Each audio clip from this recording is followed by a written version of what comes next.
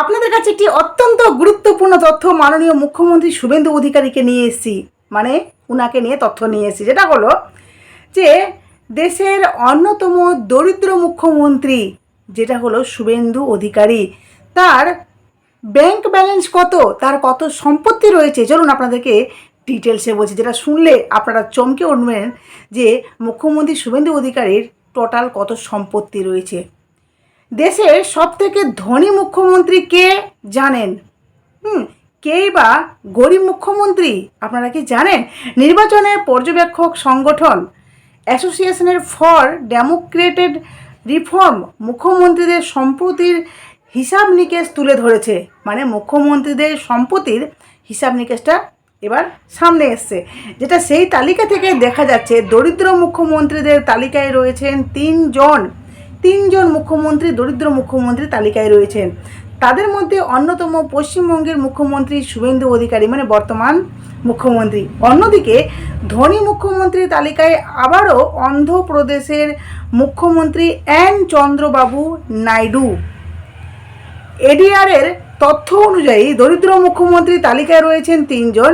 প্রথম হলেন জম্মু ও কাশ্মীরের মুখ্যমন্ত্রী অমর আবদুল্লাহ, আর তার অস্থাবর সম্পত্তির পরিমাণ 55,28,430 টাকা।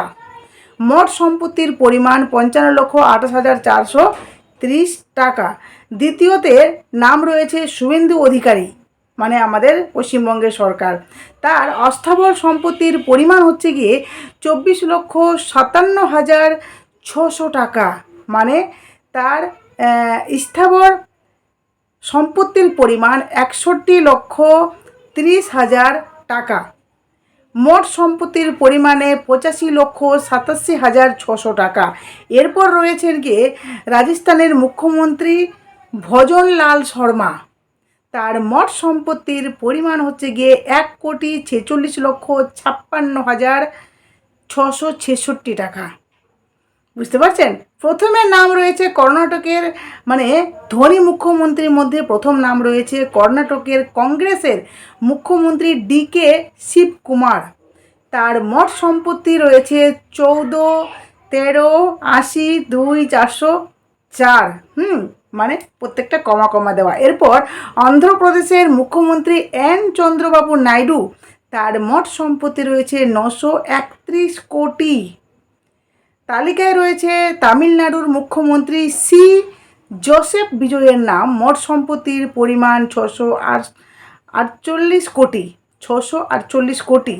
এরপর বিজেপির অরুণাচল প্রদেশের মুখ্যমন্ত্রী প্রেমা খান্ডুর নাম। তার মোট সম্পত্তির পরিমাণ হচ্ছে 332 কোটি টাকা। বুঝতে পারছেন?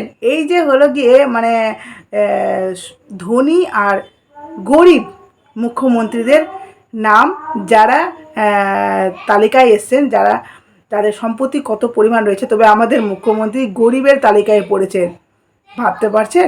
এই মুখ্যমন্ত্রী শুভেন্দু অধিকারী, যেখানে এই সম্পত্তিগুলো ওনার আছে।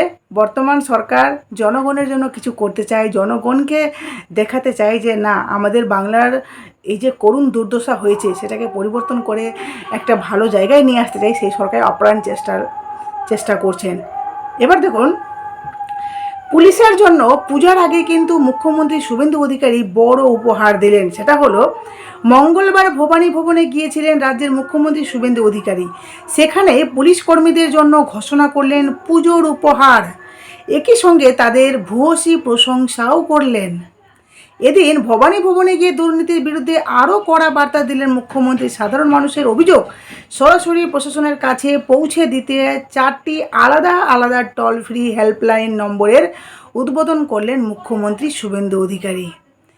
নম্বরগুলি হলো কাটমানি 155334, সিন্ডিকেট ক্রাইম হলো 155335, বেআইনি রোড ট্যাক্স হলো টোল আদায় 155337, বেআইনি মদ সংক্রান্ত অভিযোগ 155339।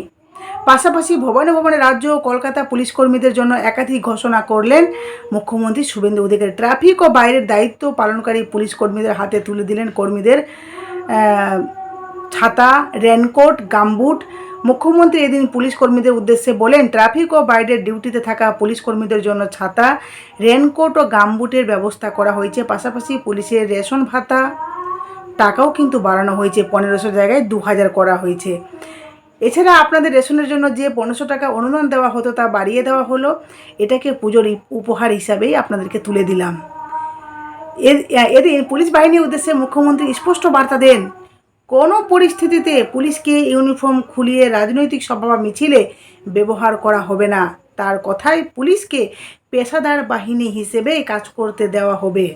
উল্লেখ্য, মঙ্গলবার ভবনে পুলিশের উচ্চপদস্থ আধিকারিকদের উপস্থিতি তিনি জানান, রাজ্যে মোট 1 লক্ষ পুলিশ কর্মীদের নিয়োগের লক্ষ্যমাত্রা নেওয়া হয়েছে। বর্তমান পুলিশের প্রায় 57,000 পদ শূন্য রয়েছে বলে জানান মুখ্যমন্ত্রী শুভেন্দু অধিকারী। তো পুজোর আগে বিশেষ করে যারা পুলিশের চাকরি করেন তাদের জন্য সুখবর, আর যারা করতে চান তাদের জন্য সুখবর, কারণ আগামীতে প্রচুর শূন্যপদ রয়েছে। আপনারা অবশ্যই যারা উপযোগী অবশ্যই চেষ্টা করুন, অ্যাপ্লাই করুন। যাই হোক, আপনাদের মূল্যবান মতামত অবশ্যই কমেন্ট বক্সে দেবেন। টাটা।